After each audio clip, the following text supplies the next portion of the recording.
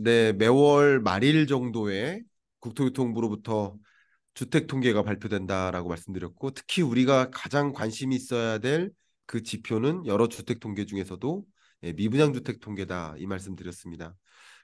그냥 본론부터 제 미분양 주택 통계 보여드리면서 말씀드리도록 하겠습니다. 미분양 주택 통계를 제가 그동안 강조했었던 이유는 네, 미분양 주택 통계가 감소할 때 이때 네, 가격이 상승하는 것이고요. 그리고 미분양 주택이 감소세로 접어든 20년부터 21년까지 뚜렷하게 매매 가격이 급등했었던 그 기간이죠. 네, 그리고 미분양 주택이 다시 쌓이기 시작하면서 가격이 급락하던 그런 시대를 맞이한 거고요. 저는 그동안의 미분양주택 건수가 이제 7만 5천 호 정점을 찍고 해소되지 않겠느냐라고 네, 의견을 좀 드렸었고요. 7만 5천 호에서 7만 2천 호, 7만 2천 호에서 7만 1천 호, 그리고 7만 1천 호에서 6만 8천 호 정도로 음, 또 미분양주택이 뭐 좀 뚜렷하게 해소되는 추이가 나타나고 있고요. 총론적으로 말씀드리면 제가 그동안의 미분양 주택 통계를 꼭 보셔라. 왜냐하면 이 미분양 주택 통계는 수요와 공급의 결과물이다. 그럼 미분양 주택 건수가 쌓일 때는 가격이 하락하는 것이고 미분양 주택 건수가 해소될 때는 다시 줄어들 때는 가격에 반등이 있을 수 있다. 근데 그 기준선이 제가 6만 5천 호 정도라고 했었죠. 네, 근데 지금 당장은 아니지만 6만 5천 호 수준에 거의 부합하는 그런 방향으로 가고 있다는 거죠. 가고 있다는 측면에서 뭐 저는 조심스럽게 23년 하반기에 이제 7, 8월 정도면 전국 평균 아파트 매매 가격 자체가 플러스로 반등할 수 있겠다라는 좀 조심스러운 의견을 좀 드리고요. 왜 음, 이런 의견을 갖고 있는지 여러분께 하나하나 소상히 말씀드릴 수 있도록 하겠습니다. 네. 정말로 교수님께서 몇 달 전부터 말씀하신 대로 미분양 주택이 정말 감소세에 진입한 것 같은데요. 네. 그러면 교수님 그 부동산 시장이 반등을 시작했다고도 말할 수 있을까요? 네. 그 부분을 좀 말씀드릴게요. 가장 많은 분들께서 질문 주시는 게 반등인가 아닌가. 근데 우리가 반등의 개념이 뭘까요? 아파트 매매 가격이 반등하는 것이 예를 들면 웅달림 집값이 반등하면 반등인가요? 제가 살고 있는 제 집값이 반등하면 반등인가요? 저마다 생각하는 것들이 다를 수 있어요. 네, 그래서 그 반등의 정의는 전국 평균 아파트 매매 가격이라는 거죠. 제가 기준으로 한 것은 그러니까 전국 평균 아파트 매매 가격이 0 이상으로 반등하냐 등락률이 그러면 반등이라는 거죠. 제가 다시 한번 그 기초적인 것을 잠깐 말씀드리도록 하겠습니다. 기초적인 이야기가 싫으신 분은 뭐 한 3분 정도 스킵하셔도 도움이 될 것 같습니다. 이게 가장 기초적인 거예요. 이제 가격과 가격 등락률의 개념이에요. 제가 여러분들께 드리는 이야기는 항상 가격 등락률이죠. 이 등락률의 개념은 지난주 대비 올랐나 떨어졌나. 근데 이렇게 보시는 것처럼 1번 구간 이게 상승세가 0에 가깝게까지 떨어지잖아요. 네. 이때는 뭐 하는 겁니까? 가격은 여전히 오르는 거죠. 예, 상승세가 둔화되는 거지 오르는 거죠. 1번은 네, 여전히 오르는 겁니다. 그리고 2번 구간 이제 0 밑으로 떨어집니다. 상승률이 마이너스로 하락하죠. 이때는 뭐 하는 거예요? 매우 강하게 떨어지는 구간이라고 볼 수 있죠. 또 네, 한 가지 매매 가격 등락률이 3번처럼 이제 상승합니다. 이러면 반등하는 겁니까? 아니죠. 왜냐하면 지난주보다 여전히 떨어지고 있다. 네, 지난주보다 여전히 떨어지고 있다.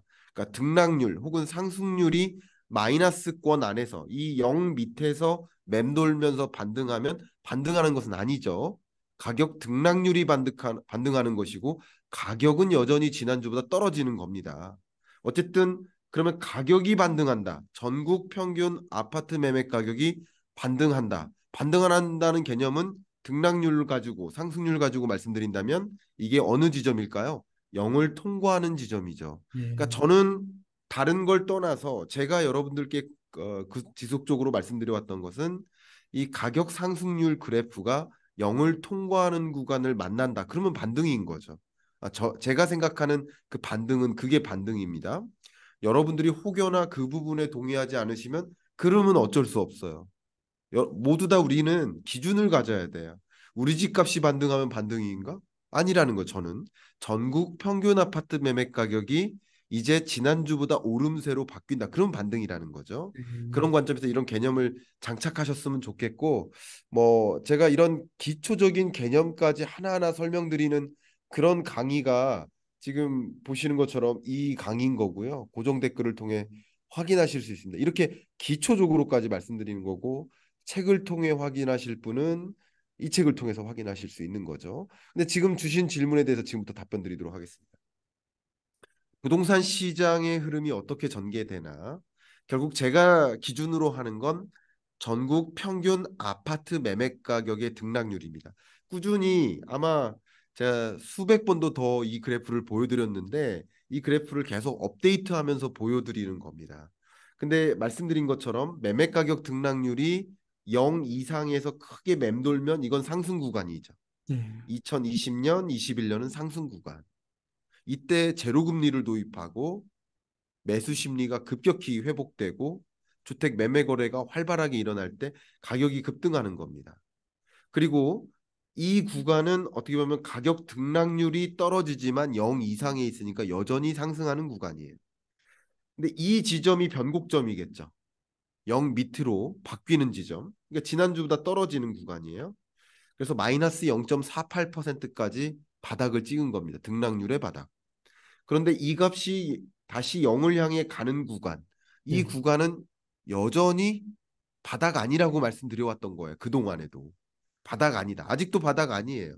지금도 바닥 아닙니다. 아마도 이번 주보다 다음 주에 평균 매매 가격은 떨어질 거라고 생각합니다.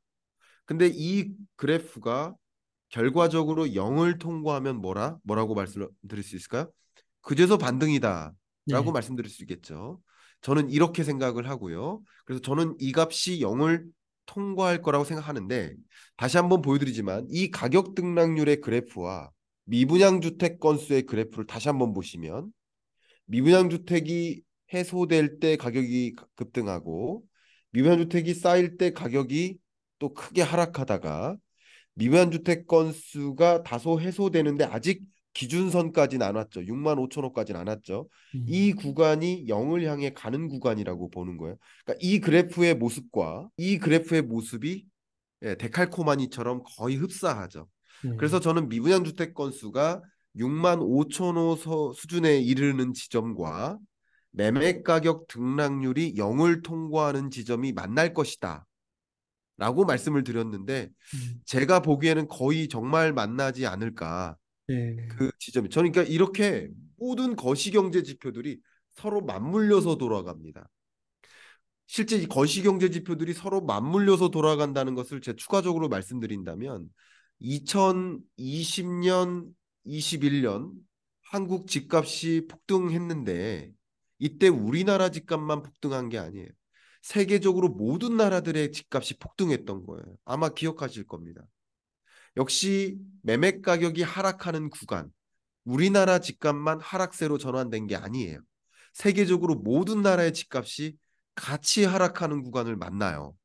자, 이런 것을 보면 세계적으로 같이 긴축의 시대로 이동하고 완화의 시대로 이동하고 이동에 따라서 돈이 함께 이동하고 함께 자산 가치가 올라가고 함께 자산 가치가 떨어지는데 우리나라의 집값만 이 등락률이 0을 향해 가는 게 아니라 여러분 기사 검색해 보세요. 미국 집값도 꿈틀꿈틀댄다. 그러니까 우리나라 집값도 지금 꿈틀댄다는 표현이 정확한 거예요. 지금 꿈틀댄다. 꿈틀댄다는 표현이 뭘까요? 그게 변곡점이라는 뜻이죠. 네.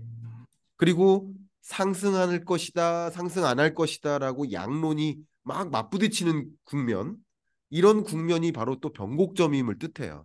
여러 전문가들이 누구는 상승 할 것이다, 누구는 상승 안 할 것이다, 이렇게 여러 이견이 집중되는 거, 거의 싸우듯이 이런 구간이 바로 변곡점이라는 거죠.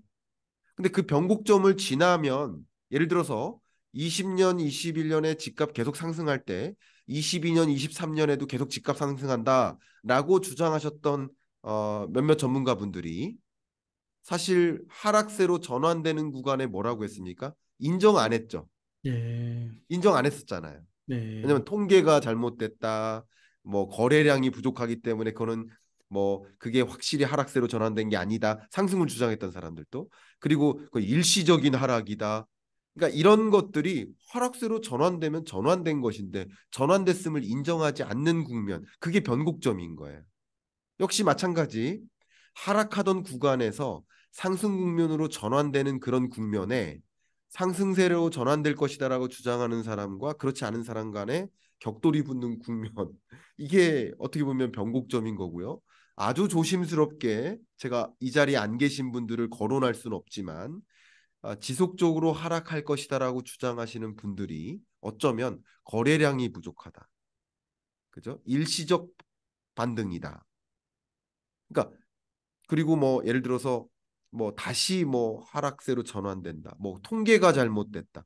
이런 종류의 이야기가 나오는 것 자체가 어떻게 보면 반등하고 있음을 내 주장과 엇갈리니까 인정하지 않는 모습이지 않을까라고 저는 해석을 합니다. 절대 누군가를 제 비판하고 하는 게 아니라 지금 일어나고 있는 이런 여러 경제 재테크 유튜브나 방송계에서 일어나는 여러 언론계에서 일어나는 여러 현상들도 이게 하나의 변곡점임을 보여주는 것이 아닌가라고 생각을 합니다. 그런 네, 관점에서 제가 역시 한 가지 근거를 드리도록 하겠습니다. 제가 누차 강조하지만 집값이 반등한다는 개념은 무엇일까? 10명의 아이들이 있을 때 10명의 성적이 다 떨어져요. 그런데 한 명의 성적만 반등해요. 그럼 반등했다고 할 수 있나요? 집값이? 아니, 가격 성적이? 아니요, 아니죠. 네, 2명의 성적이 반등해요. 10명 중에. 그러면 네, 반등했다고 할 수 있나요? 아니요, 안 될 것 같습니다. 아니죠. 그럼 네, 4명의 성적이 반등해. 그럼 반등했다고 할 수 있나요? 5명은 돼야 될 것 같은데요. 그렇죠. 여전히 아니죠. 네, 5명이 반등했다. 다섯 네, 명은 여전히 떨어져. 이건 뭐예요? 변곡점이죠. 네, 근데 6명이 반등했다라고 하면 그때부터는 뭐라고 할 수 있죠? 반등이 있다. 반등했다고 할 수 있죠. 네, 이 부동산 시장의 움직임이 그런 겁니다. 역시 데이터를 보여드리도록 하겠습니다. 제가 저번에도 뭐 한 달 전에도 이 데이터를 보여드렸는데 한 달 이후에 제가 생각했던 경향이 더 강해졌습니다. 보여드리겠습니다. 이 짙은 파란색이 집중되는 구간 있죠. 어, 이런 구간이 22년 말 23년 초예요. 네, 이게 쉽게 말하면 매우 차가운 얼음물 이렇게 생각합니다. 하락률이 큰 거. 그러다가 짙은 파란색에서 하늘색으로 바뀌죠. 이것은 매우 차가운 물이 시원한 물로 바뀌는 거고 그리고 하얀색으로 바뀌는 게 뭐예요? 그러면 미지근한 물로 바뀌는 거예요. 네, 근데 보시면 여기 송파구의 집값이 8주 전부터 플러스로 반등해서 계속 플러스가 강해지고 있습니다. 네, 한 명의 성적만 반등한 거예요. 이건 반등했다고 할 수 없어요. 네, 그때 보여드렸을 때는 아마 4주간 반등세 보여드렸을 겁니다. 근데 반등세가 더 강해졌죠. 그 네, 다음 2명의 학생이 반등합니다. 보신 것처럼 강남구죠.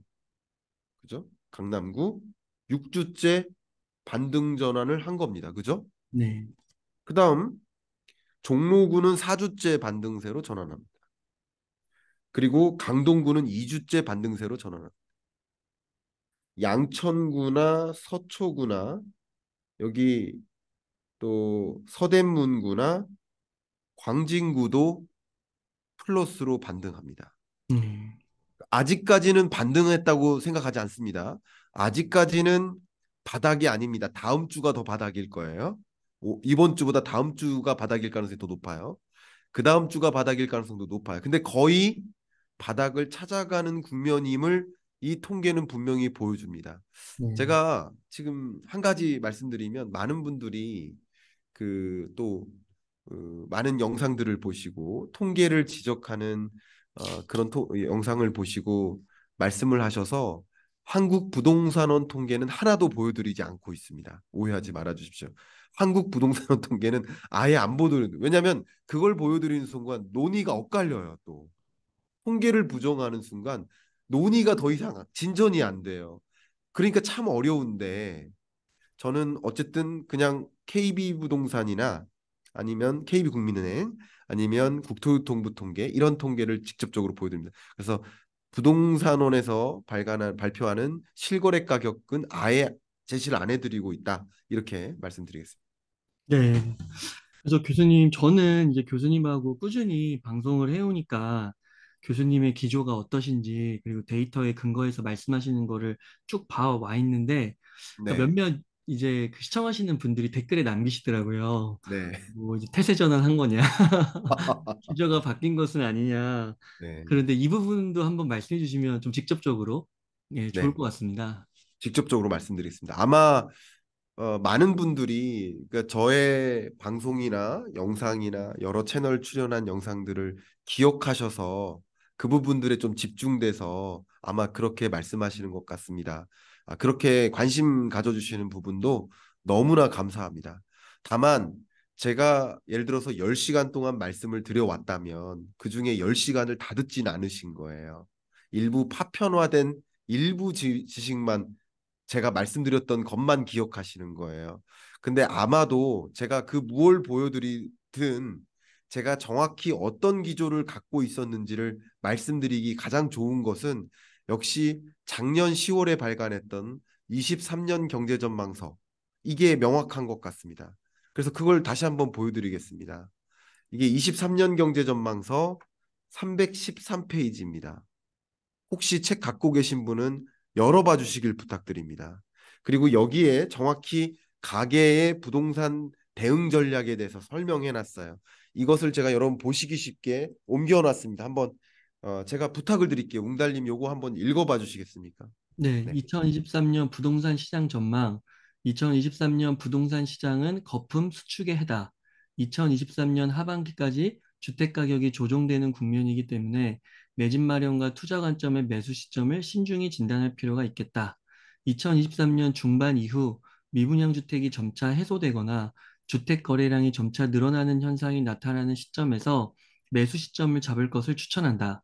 부동산 정책이 재건축 및 초과 증축 규제를 완화하는 방향으로 움직일 것이기 때문에 수도권 주요 지역들의 기회를 포착하는 것도 중요할 것이다.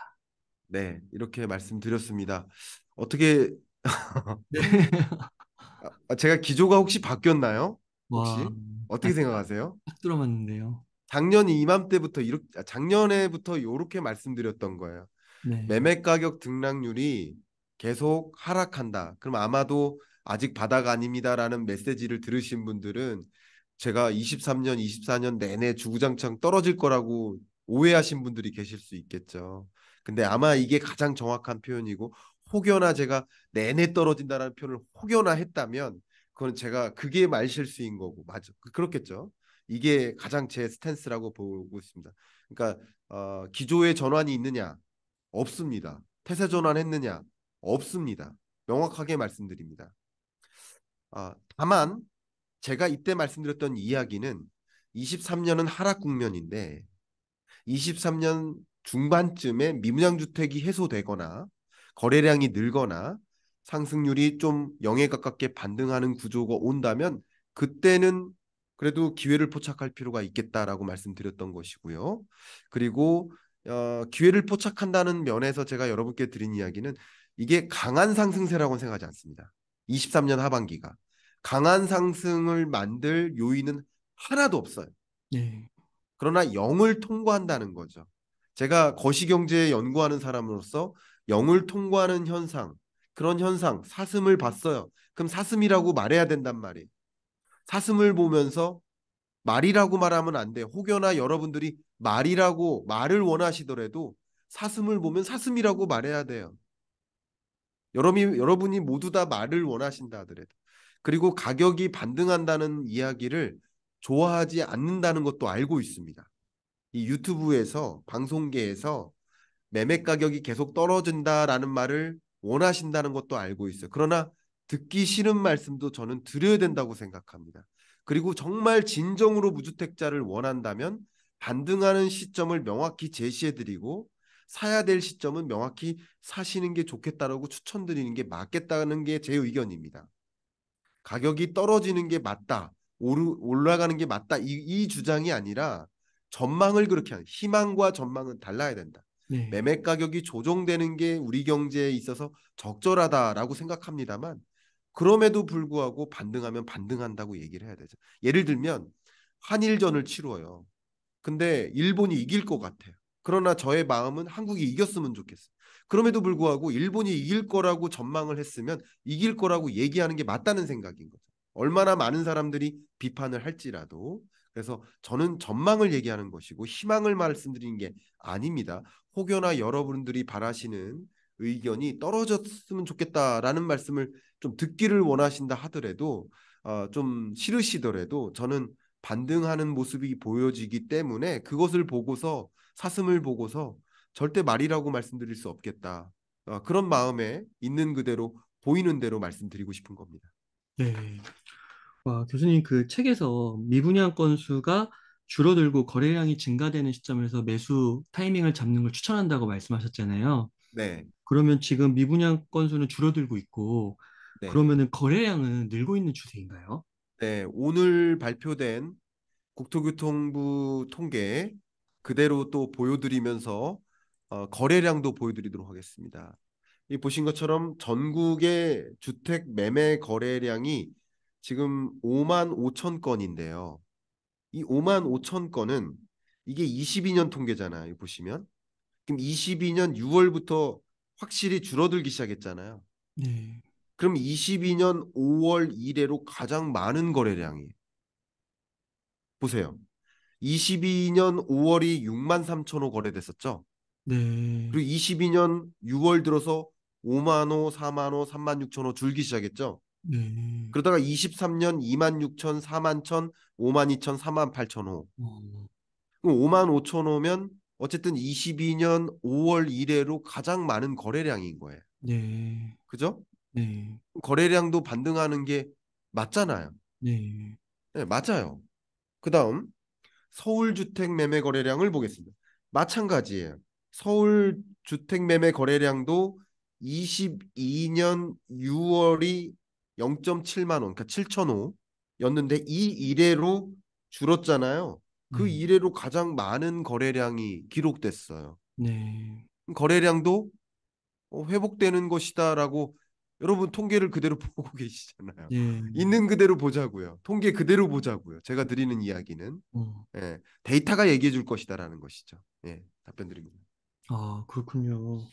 교수님, 그러면은 또 한 가지 궁금한 게 조금 네. 지역별로 미분양 주택이 다를 수도 있을 것 같은데, 뭐 네. 유독 좀 급격히 늘어나는 지역이나 뭐 그런 게 있을까요? 네. 그것도 역시 데이터를 보여드리겠습니다. 방금 업데이트를 했습니다. 이 네, 보시는 것처럼 지역별 미분양 주택 추이를 보시면 가장 미분양 주택이 통해소되지 않는다 하는 지역이 대구 지역이었는데 뭐 대구 지역도 나름 완만하게 해소되고 있습니다. 네, 대구 지역도. 그리고 그 다음 지역이 여기 보시면 경북 지역인데 경북 지역도 나름 해소되고 있습니다. 맞죠? 네, 그리고 그 다음이 충남인데 충남도 나름 완만하게 미분양 주택 건수가 해소되고 있습니다. 역시 경기 지역도 해소되는 추세죠. 그러니까 지금 미분양 주택 건수가 해소되는 이런 현상은 전국적인 현상이다. 그러니까 수도권은 더 강하고 서울은 더 강하고요. 전국적인 현상인 건 맞다. 이렇게 말씀드리고 간혹 미분양 주택 통계에 대해서 또 건설사들이 분양률을 줄여서 그런 거 아니냐. 맞아요. 이런 질문 많이 하시잖아요. 네, 분양률 줄였습니다. 맞아요. 음, 근데 제가 건설사 편 드는 게 또 아닙니다. 오해하지 마세요. 건설사가 바보일까? 이런 질문 한번 해보세요. 무슨 말이에요? 스스로 한번 생각해보세요. 건설사는 바보일까? 아니죠. 건설사 바보 아니에요. 네, 그러면 지금 분양률을 줄인 이유는 뭐예요? 거래가 잘 안 돼서 매수세가 약하니까. 네, 그러면 앞으로 이 매수세가 계속 약할 거라고 한다면 그때부터 본격적으로 분양을 늘릴까요? 아니, 아닐 것 같아요. 아니겠죠. 네, 제가 여러 건설사, S 건설사, G 건설사, H 건설사, L 건설사 다 물어봤습니다. 정말 제 거짓말하는 게 아니라 다 물어봤습니다. 그리고 어제도 물어봤습니다. 어제는 한 2,500명 온오프 공동으로 2,500명 공동으로 듣고 계신 자리에서 S건설사 담당자분께 직접 물어보는 장면을 들으신 분이 계시고 그분들이 일부 듣고 계실 텐데 아파트 건설사들은 건설사 편드는 게 아니라 음, 그럼 건설사의 마음도 한번 생각해 보자고요.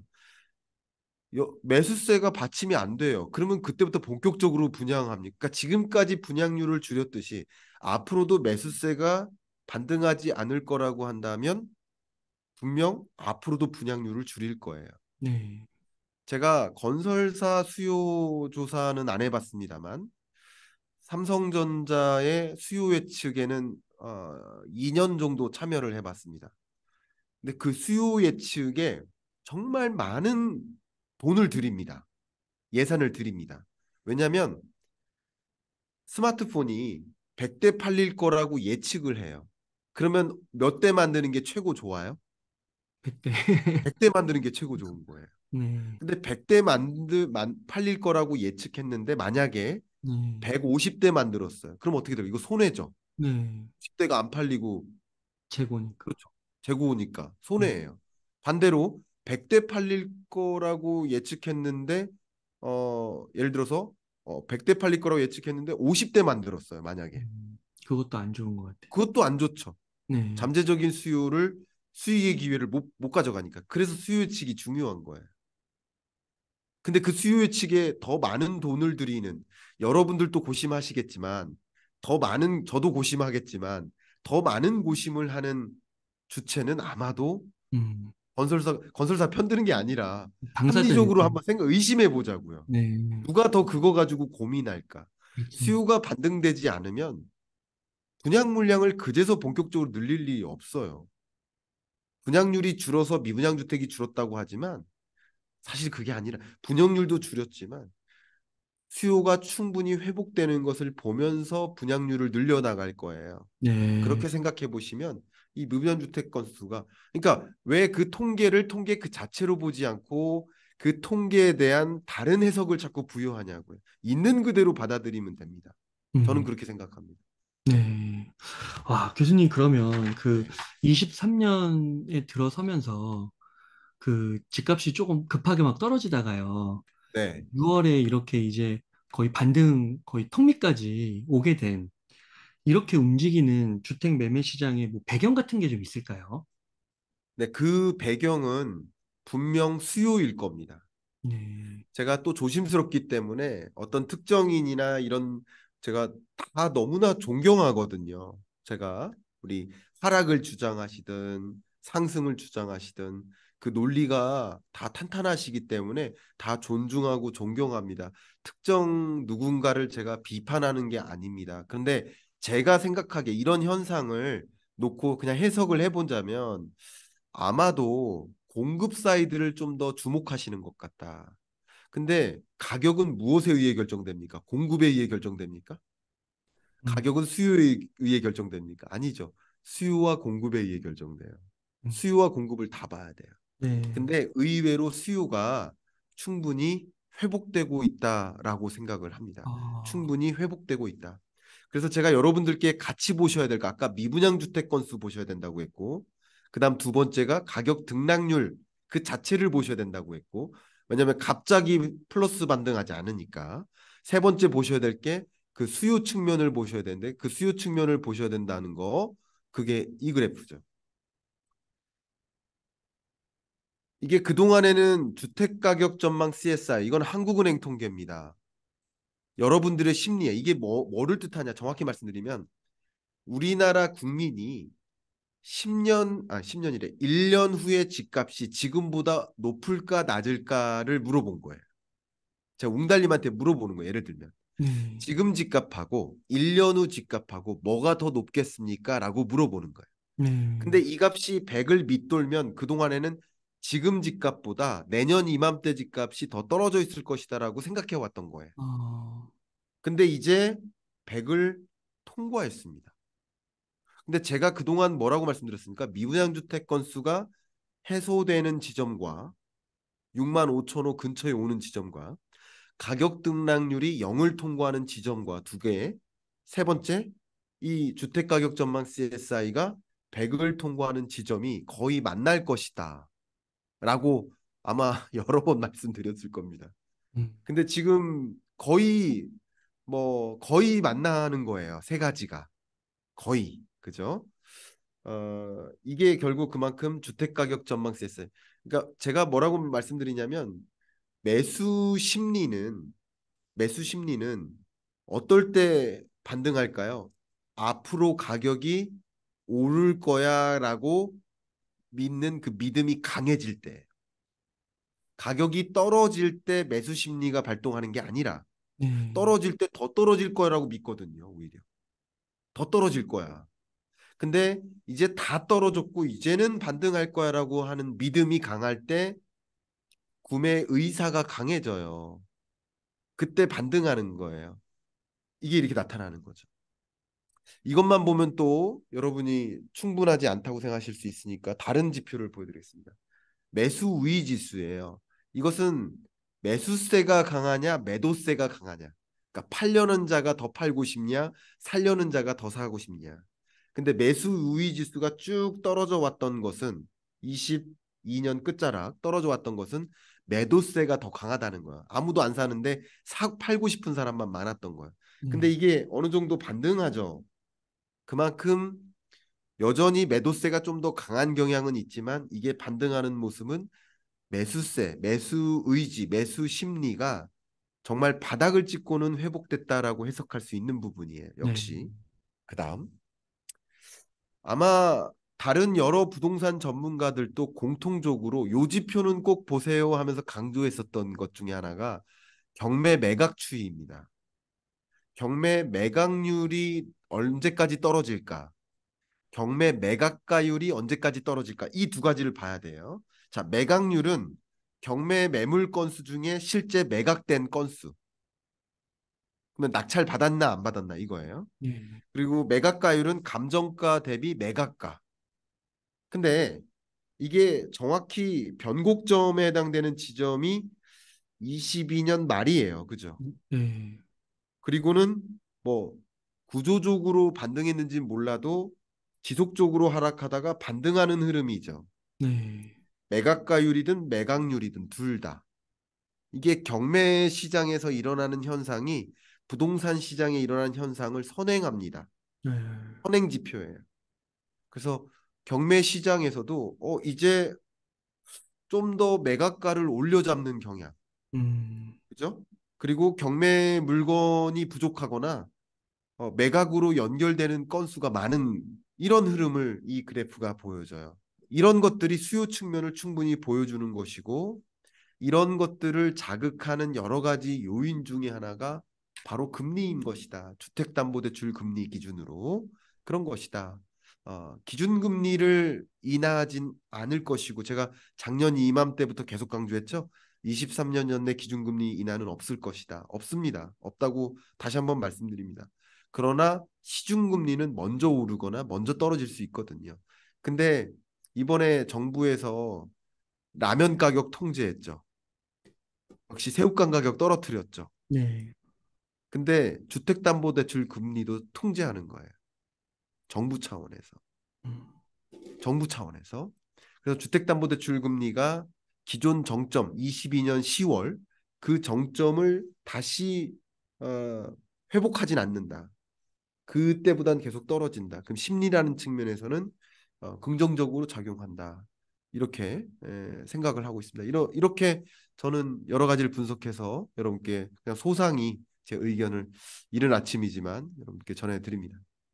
그러니까 저희가 이게 참 감사한 게 그 보고 싶은 거를 네, 이렇게 말씀해 주시는 게 아니라 정말 이렇게 데이터와 통계에 의거해서 네, 이렇게 우리의 감정이 좀 반하더라도 우리가 좀 네, 원치 않는 그런 내용이더라도 들을 수 있게 해주시고 그래야 또 이게 바뀌는 거니까요. 근데 네, 그런 기회조차 없는 게 굉장히 위험한 거잖아요. 네, 그래서 네. 이렇게 말씀해 주셔서 너무 감사의 말씀 드립니다, 교수님. 그렇게 받아주셔서 감사합니다. 네. 교수님, 그러면 끝으로 좀 강조하고 음, 싶으신 말씀 있다면 부탁드리겠습니다. 네, 어, 상승론자들도 있고 하락론자들도 있어요. 근데 그것은 저는 개인적으로 상승했으면 하는 바램, 하락했으면 하는 바램, 그게 정치적인 색깔이든 이해관계든 그 바램이 투명된 전망이라고 생각을 저는 합니다. 그래서 그건 전망이 아니라 이제 기대죠, 기대. 근데 희망과 전망은 다른 겁니다. 그래서 저는 전망을 말씀드리는 거고요. 그리고 저는 상승론자도 아니고 하락론자도 아니에요. 한 분이 댓글을 달아주셨는데 너무 인상 깊어서 저도 제가 어떤 생각인지 몰랐지만 저를 알게 됐는데 저는 상승론자도 아니고 하락론자도 아니고 데이터 디펜던트합니다. 어, 데이터가 보여주는 대로 데이터를 여러분께 해석해서 전달해 드릴 뿐입니다. 그래서 저는 그렇게 말씀드리고 있고요. 뭐 그럼에도 불구하고 제가 해석이 잘못됐거나 한다면 그때 또 설명드리겠습니다만 지금으로선 제 앞에 보이는 것을 그대로 여러분들께 모든 것을 보여드리려 하고 저와 생각이 다른 측면이 있는 전문가들이 있다면 그분들은 왜 그렇게 하는 것까지도 저는 해석을 해서 설명드리려는 거예요. 혹여나 오해하지 말아 주시고요. 그리고 혹여나 저는 데이터 디펜던트 해야 된다라고 생각하기 때문에 혹여나 제 기조의 전환이 있거나 정말 그것에 맞게 태세 전환이 필요하다고 한다면 그 누구보다도 빨리 기조의 전환을 가져가고 그 기조의 전환이 있게 된 배경을 상세히 여러분들께 말씀드릴 수 있도록 네. 하겠습니다. 네, 네, 감사합니다. 이렇게 해서 경제 읽어주는 남자의 15분 경제특강의 저자이신 김광석 교수님을 모시고 이야기를 나눠봤습니다. 긴 시간 동안 유익한 인사이트 많이 나눠주셔서 감사의 말씀드립니다. 오늘 고생 많으셨습니다. 감사합니다.